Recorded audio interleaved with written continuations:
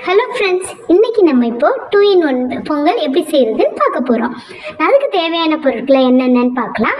First பச்சரிசி 1 cup எடுத்துக்கலாம், 1 cup நாட்டு சர்க்கரை எடுத்துக்கலாம், 1/4 கப் பாசிப்பருப்பு எடுத்துக்கலாம், காஞ்ச திராட்சை கொஞ்சத்தை எடுத்துக்கலாம், ஏலக்காய் அரைச்சி வச்ச சிறிதளவு எடுத்துக்கலாம், தேவையான அளவு நெய்யும் முந்திரியும் எடுத்துக்கலாம்.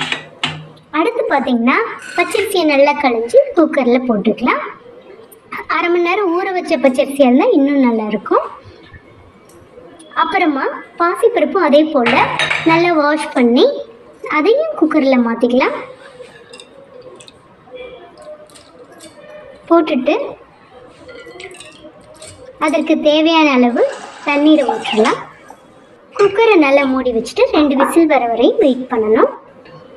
இப்போ நல்லா வெயிட் பண்ணோன்னே நல்ல பொங்கல் நம்மளுக்கு கிடச்சிருக்கு. இதை நம்ம வெண்பொங்கல் எப்படி செய்கிறது தனியாக எடுத்து வச்சுக்கலாம். அதுக்கப்புறமா சர்க்கரை இருக்குல்ல, அதை சர்க்கரை பொங்கலுக்கு உரிய பாத்திரத்தில் மாற்றிக்கலாம். மாற்றிட்டு நல்லா கிளறி விடணும். சிம்மில் தான் இருக்கணும். ஸ்டவ்வை நல்லா கிளறணும். அதுக்கு இப்போ அதுக்கு இடையில வெண்பொங்கலுக்கு தேவையானதெல்லாம் நம்ம தாளிப்புக்கு போடுறோம். 2 கரண்டி எண்ணெய் ஊற்றிக்கலாம்.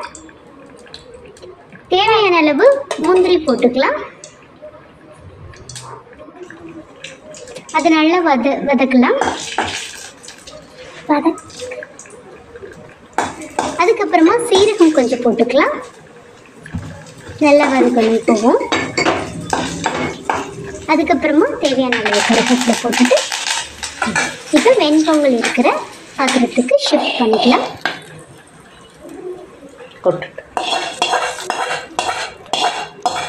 அதுக்கு தேவையான உப்பு சேர்த்து நல்லா கிளறணும்.